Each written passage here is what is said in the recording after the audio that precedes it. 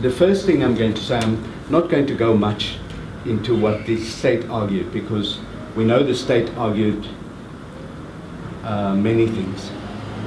The first statement that you have to read is, it looks like this. It's about the third or fourth or fifth thing in your file.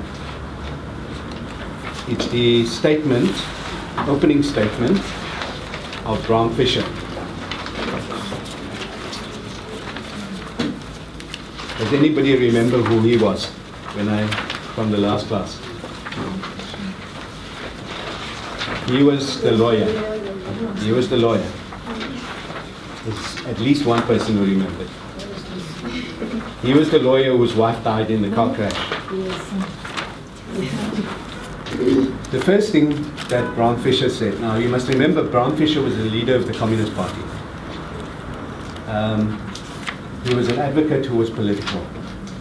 And the first thing Bram Fischer said, that accused number 1 to 7, that's from Mandela right through, except Kanto, Mlangeni, and Motsoaledi, were members of the National High Command of MK.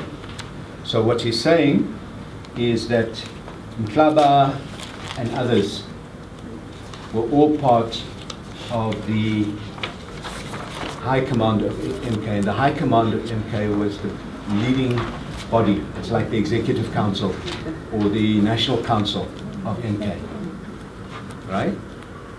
So in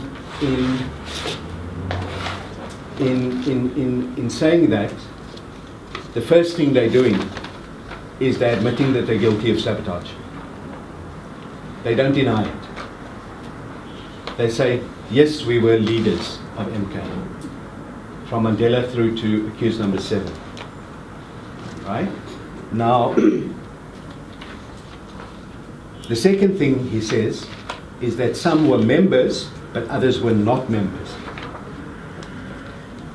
He says the defense will show the accused Goldberg, Kathrada, and Bernstein were not members of the High Command, right? Or members of MK at all. Now, Ahmed Kathrada and I think Rusty Bernstein were not members of MK at all. So it's important to remember that they stood together. They said we weren't members of MK, 2 of them, but they stood together with the others who were members of MK. They didn't say we don't want to be charged. We don't want to be convicted. They stood together with them. The second question that Bram Fischer said is to say that what the state argued is that MK was the military wing of the ANC, and it was just part of the ANC. And what MK had done was not to be part of the ANC. And he said they were going to explain why it wasn't part of the ANC. So it supported the ANC.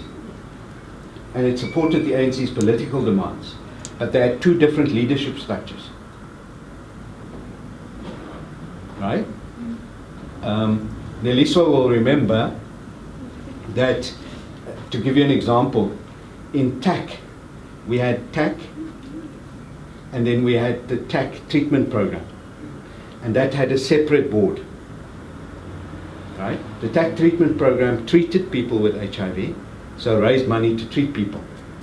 But we didn't make that part of TAC, because TAC itself should not make decisions about giving medicines to its members, and who should get and who shouldn't get. And so, but the 2 worked together. They shared the same office. Some leaders were on it, on both. So Mandela was a leader of the ANC, but he was also a leader of MK, right? But the ANC met separately, MK met separately. But if you read it, we'll later, as we go through Mandela's speech, we'll make sure that it becomes clear what they meant by that. Then it was what Bram Fischer mentioned is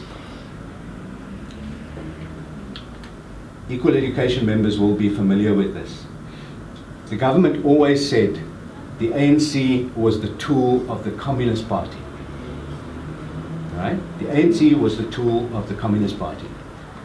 And that the Communist Party, they mostly argued this in the press, were white communists, were misleading black people. Now, where have you heard that argument before? Angie Motshekga. And Elisa will remember it from TAC. Mantu and Becky saying that it's white people behind TAC. Right? So, the apartheid state made that argument. And what Madiba and Mandela said, what Bram Fischer said, is they were going to explain why there were two separate organizations. And the fourth thing he was going to argue was that the ANC had not decided, or MK and the ANC had not decided that there should be a guerrilla war. It had decided that there should be sabotage, but not a guerrilla war. Because a guerrilla war means you take up guns and you go around shooting, right? Sabotage means, and that's what the ANC decided, is that they were going to take bombs and place it in places where there's no loss of life.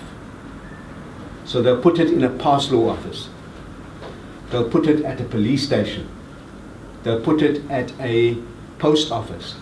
And they'll put it on the railways, the bombs, because they didn't want people to lose their lives. So they would put it in a pass office at night, and it would blow up the pass office. So whereas a guerrilla war means there's two armies, and you go and you shoot, right? And the ANC had not decided to start a guerrilla war, but it was worried that the sabotage was not going to work, and had started preparing for a guerrilla war. So it hadn't decided that it wanted one, and it was going towards one. It said if sabotage didn't work, then we are going to. Now, the ANC had also always had a tradition of non-violence, and that decision to go to sabotage was not made because they wanted to be violent, but because they'd been forced to do so.